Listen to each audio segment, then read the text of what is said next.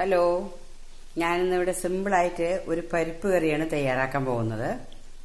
അത് ചപ്പാത്തിക്കും പൂരിക്കും ചോറിനും വളരെ ടേസ്റ്റി ആയിട്ടിരിക്കും. അതിനായിട്ട് ഞാനിവിടെ ഒരു ഗ്ലാസ് 200 ഗ്രാം കാണും പരിപ്പാണ്, തൂരപ്പരിപ്പാണ് എടുത്തിരിക്കുന്നത്.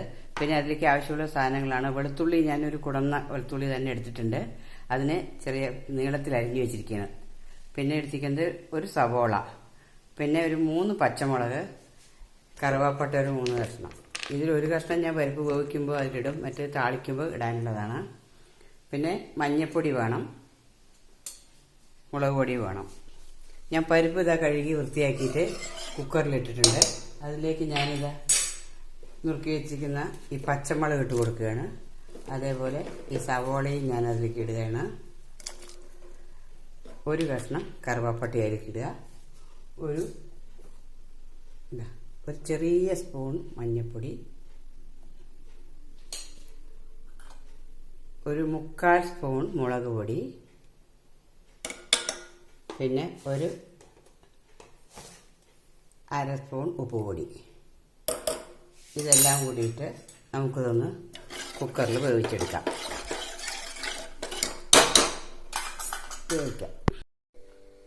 ഒരു 4 വിസിലടിച്ചപ്പോൾ ഞാൻ അതിൻ്റെ ആവിയെല്ലാം പോയി തുറന്നു നോക്കിയതാ, വെന്ത് നല്ല കുഴഞ്ഞ് വന്നിട്ടുണ്ട്. ഇതിനൊരു താളിപ്പ് തയ്യാറാക്കാം നമുക്ക്. താളിപ്പിനായി ഞാൻ ഒരു പാൻ വെച്ച് ചൂടാക്കിയിട്ട് 1 ടേബിൾ സ്പൂൺ വെളിച്ചെണ്ണ ഞാൻ ഇതിലേക്ക് ഒഴിച്ചിട്ടുണ്ട്. അത് നല്ലപോലെ ചൂടായിട്ടുണ്ട്. അതിലേക്ക് ഞാൻ കറുവാപ്പട്ടയുടെ ഇട്ടെടുക്കാം, ഒന്ന് വഴറ്റി കൊടുക്കാം. അതിന് ശേഷം നേരത്തെ നിറച്ച് വെച്ചിട്ടുള്ള വെളുത്തുള്ളി നീളത്തിലരിഞ്ഞത് നമുക്കിട്ടൊന്ന് നല്ല ബ്രൗൺ കളറാവണ വരെ അതൊന്ന് ഫ്രൈ ആവണം.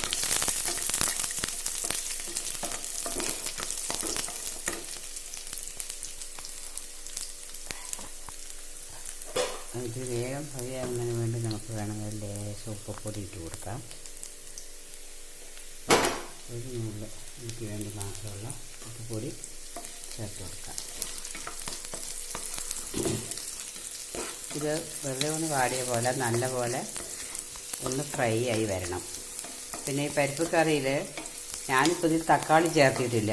നിങ്ങൾക്ക് തക്കാളി ഇഷ്ടമാണെങ്കിൽ 2 തക്കാളി ചേർത്തിട്ടുണ്ടാക്കിയാൽ ഞാൻ ഇടയ്ക്ക് അങ്ങനെ ഉണ്ടാക്കാറുണ്ട്. ഇന്ന് ഞാനിപ്പോൾ തക്കാളി ചേർത്തിട്ടില്ല. തക്കാളി കൂടി ഇത് ചേർത്തുകയാണെങ്കിൽ ഒന്നുകൂടി ടേസ്റ്റ് ആയിരിക്കും. ഇത് ഞാൻ അധികം മസാലകളൊന്നും തന്നെ ചേർത്തിട്ടില്ല. മുളക് പൊടി, മഞ്ഞൾപ്പൊടി മാത്രമാണ് ചേർത്തിരിക്കുന്നത്. അതുകൊണ്ട് തന്നെ ഇത് എല്ലാവർക്കും ഒരുപോലെ കഴിക്കാവുന്ന, ഏത് പ്രായത്തിലുള്ളവരും ഏത് അസുഖം ഉള്ളവർക്കും ഒക്കെ കഴിക്കാവുന്ന രീതിയിലാണ് ഞാൻ ഉണ്ടാക്കുന്നത്. നമുക്ക് ഇതിന് കുറച്ച് കറിവേപ്പില ഇട്ട് കൊടുക്കാം.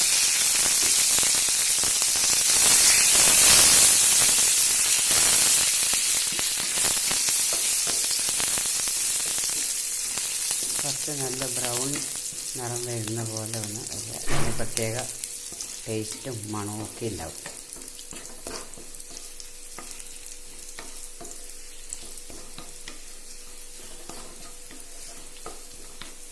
ഇനി നമുക്ക് കുക്കറിലെ ഈ കറി ഇതിലേക്ക് ഒഴിച്ചു കൊടുക്കാം. നല്ല ബ്രൗൺ കളറായിട്ടുണ്ട്. ഇത്രയായാൽ മതി. അതിനുശേഷം നമുക്ക് ഈ കറി ഇതിലേക്ക് ഒഴിച്ചു കൊടുക്കാം.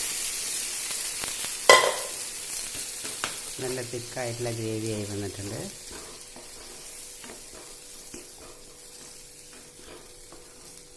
പറഞ്ഞല്ലോ, ഇത് ചോറിനും ചപ്പാത്തിക്കും പൂരിക്കും ഒക്കെ നല്ല ടേസ്റ്റാണ്. എല്ലാവരും ഒന്ന് ട്രൈ ചെയ്ത് നോക്കുക. Okay, thank you for watching.